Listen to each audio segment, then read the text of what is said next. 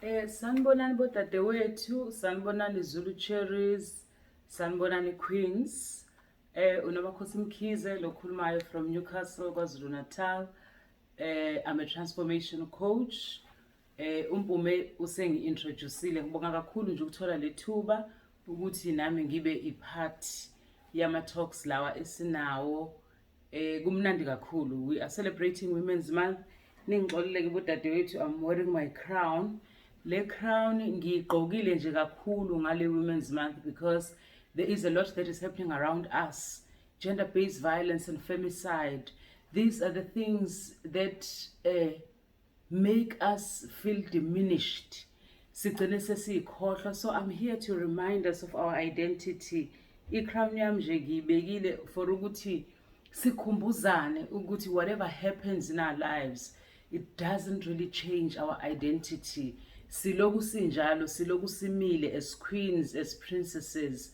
Ngifisa ukuthi ngini-encourage-ke sisaqala ukuthi whatever is happening around you, i-pandemic is here, COVID-19, we are losing our loved ones, we are sick kwasathina, we are taking care of our loved ones.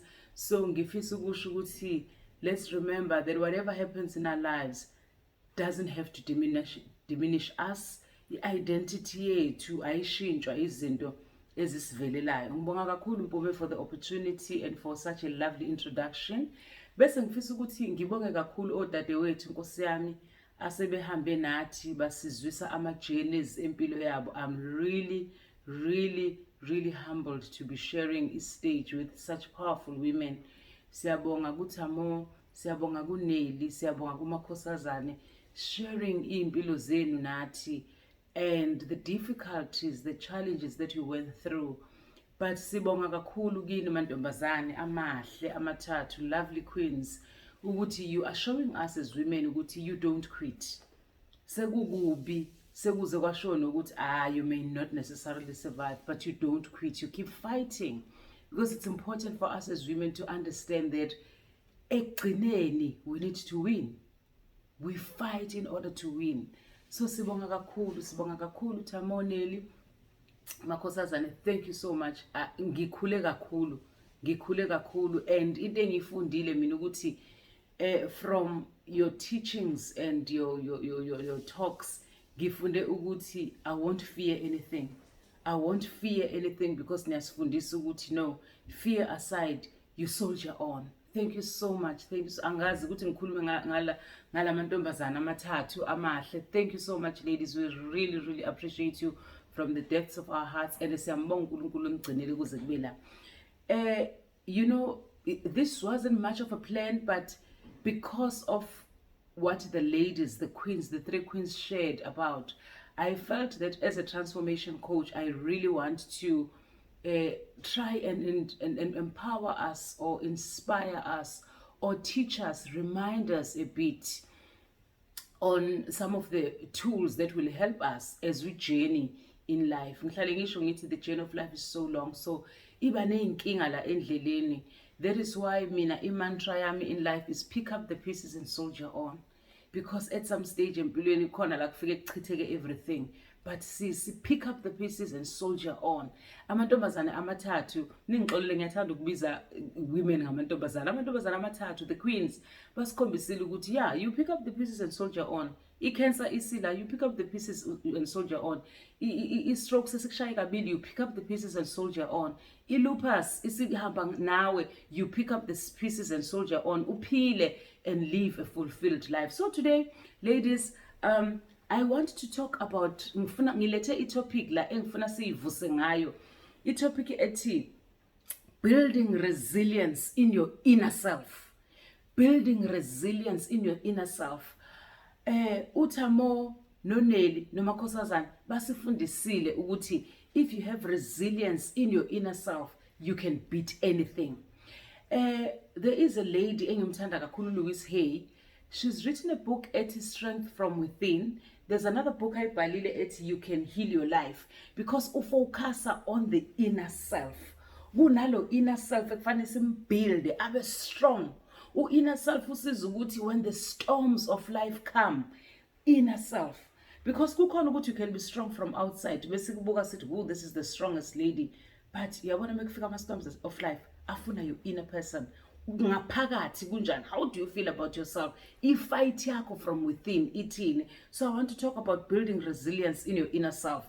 There's a quotation engiyithandayo by Elena Stewart uthi, no matter what kind of challenges or difficulties or painful situations you go through in your life, we all have something deep within us that we can reach out to and find the inner strength to get through them.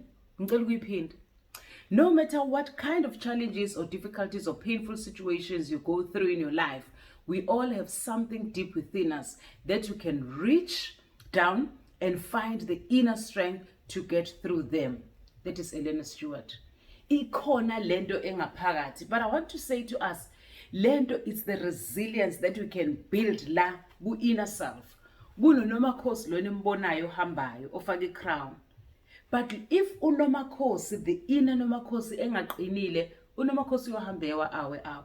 So today, Queens, I want to remind us it's Women's Month. Things are happening left, right, and center empilweni zethu. But njengoba ngisho ngifake i-crown to say we have the strength, we have the resilience. Let's build the inner person so that we face the storms of life. Ngifuna ukuthi eyokuqala ngifuna ukukhuluma ngayo because ngizama ukuthi ngilimit ama-minutes, it's a video. Spirituality. Queens, mantombazana, girls, bodadewethu. You know, spirituality is sona esisisiza to transcend ama-storms of life. Ukuthi ama-storms of life ethe kushala phansi, but ukwazi ukukhuphuka ume phezulu entabeni ulwe nama-storms of life. When I went to the training, to the Transformation Coaching Academy, I was so shocked. The very first thing they spoke about, sifika bakhuluma spirituality. In my heart of hearts, I was like, I'm not here to hear about the church or angikho enkonzweni la. Kwakhulunywa nge-spirituality. Sasifundiswela ukuthi if you coach a person, umuntu ufika une-grief, umuntu ufika une-trauma, umuntu has been raped, there are so many things, there are so many traumas esinawo. The first thing, kufanele umuntu akwazi ukuconnecta with the spirituality, because if we talk about resilience in your inner self, that is where you connect with your spirituality. That is where izinto zinzima abantu bamangala ukuthi how is she still standing? Umakhosazane, hayibo, ne-cancer, kanjani? Uthamo, ne-lupus, kanjani? Uneli, ne-stroke ezimbili, kanjani? There is this inner person or ne-resilience of fightayo. And spirituality sifika lapho ukuthi I love what the three ladies said, but ekugcineni kwakho konke uNkulunkulu was not on our side. Asazi ngabe sikuphi. And when I talk about spirituality right now, I'm talking about, you know, I'm not talking only about Christianity. I'm not talking about religion. I'm talking about your connection with the higher power. When was the higher power yakho mina ngiyazi, but your connection with your higher power iyona ekwenza ukuthi sometimes izimo mase zinzima. You know, if ucounselisha umuntu we-trauma, a person probably owaraped as a child, mase mdala una 37 years of age, imagine this thing yamhlupha, impilo ayiqhubeki, sekuyavela ukuthi as a child kunale trauma from childhood. I'm telling you, a person who is not connected spirituality, no matter how much you try and help them, because the thing, if you transcend your person, lo uye le phezulu, and then you fight. Ngeke ufight ungenazo this spirituality, this inner strength, this thing that is saying, I am going to defeat this. We've seen a lot of people. You know, kunabantu abahamba ama-coaches, abahamba ama-psychiatrists, abahamba ama-psychologists. Igcina isithi esethi umuntu yazi ukuthini, I've done everything. It's because akusi-psychologists ezokusiza, akusi-coach ezokusiza, akusi-psychiatrists ezokusiza. Yes, bazokusiza ngalezo zinto. Psychiatrists will be kunike ne-medication, but ekugcineni bathi search from deep within, because healing, uthi Louise Hay, you can heal your life. Healing is of puma from within, and then you meet them halfway. So I want to say to you, Queens, spirituality said, ake siyi-check ukuthi spiritually am I connected? Ngiyakwazi ukuthi ngithi dig from within bese ngithi hayi this thing ngaphezulu ziningi izinto esingaphezulu kwethu sikhuluma ngo-femicide sikhuluma ngo-gender based violence ngempela how do you fetch yourself from that? You need to be connected spiritually.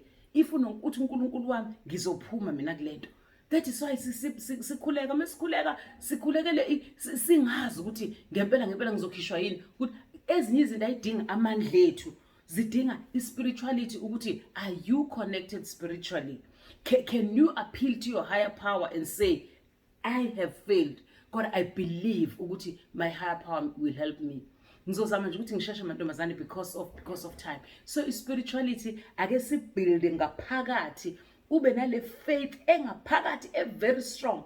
Odimo uhamba bathi abantu yaza simazi lo ukuthi usurvive kanjani. Ziningi izinto sayisurvive empilweni. I also survived the divorce. Kwakunzima. Ngikhulisa izingane single-handedly. Ngingabi nemali yesinkwa. People didn't know. But all the time I would go to my bedroom and say, God help me. I'm talking about imali yesinkwa. Ngikhuluma ngama-thousands. And ngempela those things mo uyibukela kude ungacabanga ukuthi how these people are playing. You need to be connected spiritually. You need to build lo inner self onale spirituality esithi yazi ukuthini mase ngihlulekile I go, I transcend everything, I connect with my higher power. Number 2, I want to talk about affirmations. Affirmations, I know ukuthi all the time we talk about affirmations and they sound cliche. Let me tell you something. Affirmations work for all my clients. Uma ufika game because esikhathini esiningi siba nalento ukuthi I'm not good enough, things are not working out for me, you know, that negativity. Clients ngibanikeza 7 days challenge affirmations. Let me tell you something that we were taught with Transformation Coaching Academy. The first affirmation, whether you're a male or a female, I'm beautiful. I was shocked. I'm like, why? Look, I am beautiful, because most of us doubt ourselves. Most of us sinento ukuthi hayi bahla banye hayi mina bahla banye. Affirmations. Affirmations bafethu they help because I always talk about the subconscious mind. The subconscious mind yet is a tape recorder. The subconscious mind uthola ukuthi from umncane because of what happened to you wazalelwa ekhaya lento yafika noma wayo and what have you bonke abantu bazothi hayi wena you are useless leyo nto i-subconscious mind records such things. Uyakhula usukhula nalento yokuthi I'm not beautiful. I'm not good enough. So affirmations, queens, ladies, let's learn to affirm ourselves every day in the morning. I am beautiful. I love myself, and they should be in the present tense. I am beautiful. I love myself. I choose to be the best person that I am. I choose myself. I am worthy. I am good enough. I love people and people love me. I choose opportunities today. I show up for myself today. Affirmations every day when you wake up. Because some affirmations, they remind you of your identity. Izinto ezenzeke empilweni zethu zenza sifile diminished. I-identity yethu ugcina ungasazazi ukuthi ngubani ngiqhamukaphi. But if you affirm yourself every day, mawuhlele office, affirm yourself. I am a force to reckon with. Uye office, uye boardroom. I am a force to reckon with. Ngizoyi conductor this meeting. So affirmations, ladies, queens, I'm reminding you, affirm yourself every day. I'm beautiful. I am extraordinary. I love myself. I love my job. I am a force to reckon with. I'm fearfully and wonderfully made. Uyaliqala usuku, i-universe is listening. Iyezwa, i-universe isiyayithatha leyo nto leyo. I-subconscious mind iyalalela iyezwa ukuthi okay, you're beautiful. Oh, really? Are you extraordinary? Uqamba uyafika abantu they see an extraordinary woman because you started with the affirmations. Affirmations, ladies. Give yourself a 7-day challenge. Every day you wake up, unalama affirmations.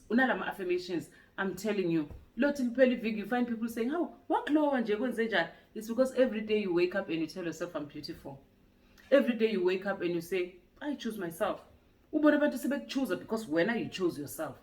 So affirmations, ladies, that is number 2. Number 3, self-love. It also sounds cliche because every day it is self-love. It's because there is a lack of us sithanda. Asikwazi ukuthi sithanda bonke abantu. I always say as women, the way we are cultured, sisakhula, we are socialized to love everybody except yourself. Uzogcina ngawe, right? Cook for your brothers. Do this for the family. Okwakho kuza kamuva.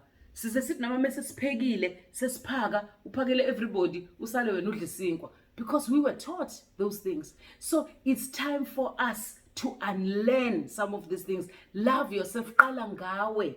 Qala ngawe. Uthi uIyandla Vincent, it's not being selfish. It's being self-full. Uqala ngokuthanda wena. Uqala ngokuzenzela wena. That is why sikhuluma ngama affirmations. Ekuseni vuka uyitshela I love myself. Ukudla wonke umuntu I love myself. So if we talk about self-love, we are talking about loving yourself. We're talking about self-approval. We're talking about self-acceptance. We're talking about self-honoring. And let me tell you, loving yourself makes you feel good. Because I love myself. Oh, why are you happy? No, I love myself. Ladies, let's love ourselves. No, I love. Tell yourself, go to the mirror and say, you know what? I love myself. I'm so beautiful. Oh, I love myself. Subconscious mind, remember, it's a tape recorder. Every day I love myself, I record the subconscious mind. Oh, every day. So it's subconscious mind. Subconscious mind. The same goes for the negative things. I see short. You record subconscious mind. Negative. I'm full of the shock.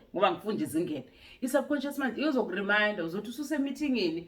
Also to conduct a meeting because you said this negative thing. It's subconscious mind issue. The negative thing. We are saying positive affirmations. I am a force to reckon with. Ungena meeting in the subconscious mind. It's recordile. Ututi angena ututusha uvalo. It is subconscious mind. Aibo, remember, you are a force to reckon with. So, ama affirmations. Siwenze self-love. I love myself in your affirmations. As of self-honoring, you honor yourself before you honor other people, right?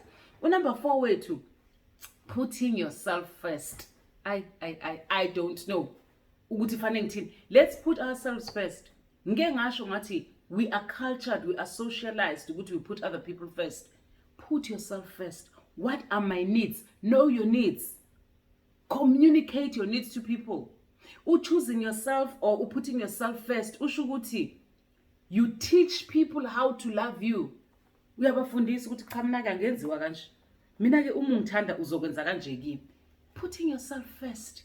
Asikwenzeni, asifundiswanga kanjalo. Let us unlearn ukungayibeki first and relearn learn putting ourselves first. All the time, think about yourself, think about your needs, communicate your needs, show people how to love you and how to treat you.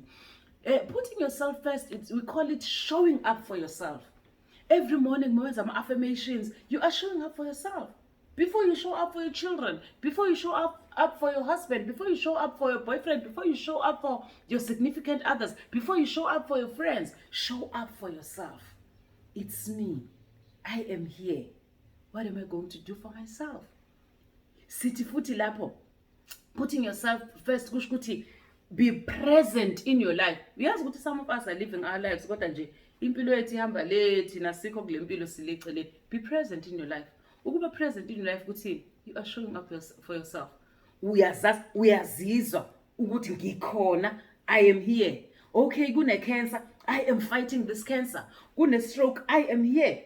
I'm showing up for myself. I'm fighting this stroke. Kune lupus, ngiyayilwa le lupus. Ngine grief because at some stage I was raped. I'm fighting this. I'm present for myself. Ngake nga experience gender-based violence indoda yayingishaya ingaqedi. I'm showing up for myself. I saw a lady on TV, unese lodwa, iso lakhishwa indoda, but she is saying, I'm here. I'm showing up for myself. Queens, let's show up for ourselves. Put ourselves first. Ngizoyilwa lempi. This is my battle. I'm going to win. Let us have that attitude. That is number 4, putting yourself first. To number 5, ladies, queens, princesses, bodadewethu, zithandwa zami. Train your thoughts. Ake ngiqale ngama thoughts. Ngifuna ukuthi train your thoughts and your emotions. Kodwa ke ngiqale ngama thoughts. You know ukuthi ama thoughts, yithi siplant ama thoughts la engqondweni zethu. Ama thoughts you can control them. Uzizwe nje bekufika ithought ukuthi mina yazi kodwa nje I'm not good enough. Uthethise leyo thought uthi no, I am good enough. sikhuluma leyo nto, it's called a mindset reset, training your thoughts. Azofika ama-thoughts athi hayi kodwa uyabona bonke banjani wena, bese uyasuse lawo ma-thoughts. Hayi wena, you remember your background, uyakhumbula ukuthi wakhula kanjani, uyakhumbula ukuthi wakhula uhlupheka wena. Remove those thoughts. Uthi hayi into yakudala leyo, angisahlupheki mina manje. So let's train ama-thoughts ethu, siwa-train ukuthi ama-thoughts ethu cha mina I'll have positive thoughts. Akusho ukuthi ama-negative thoughts ngeke afika, azofika, but train yourself ukuthi no mina I think positive things. Nama-emotions, kukhona lama-feeling lawa. In my YouTube channel, I was talking about indaba ye-forgiveness, ukuthi sometimes sigcina sesifika la entweni ukuthi I'm not going to forgive that person. I have a right. I'm angry. I have a right. I'm hurt. I have a right. Those emotions destroy you. See, they destroy you. Asidlule. 1, 2, 3, 4, 5 siyadlula. 1, 2, 3, 4, 5 ngiyadlula. I'm angry. 1, 2, 3, 4, 5 ngiyadlula. See, we call it the rule of the thumb. Ukuthi boku uyibalele nje, uyibalele u5 days, uyibalele u5 minutes, uyibalele u5 months, ukuthi ngiyadlula entweni, sengidlulile. Yes, it was traumatic, but manje after lo 5 months, no, I'm dealing with new things. Ungicasulile hayi kodwa after lo 5 minutes ayangidlulise lento. Kwenzeka ukuthi after lo 5 days, no, I'm not dealing with this anymore. Ama emotions ethu. Yes, we are hurt. But ungabi nalento ukuthi I have a right to be hurt. Ungicasulile, I have a right to be angry. I have a right to be heartbroken. You are destroying yourself.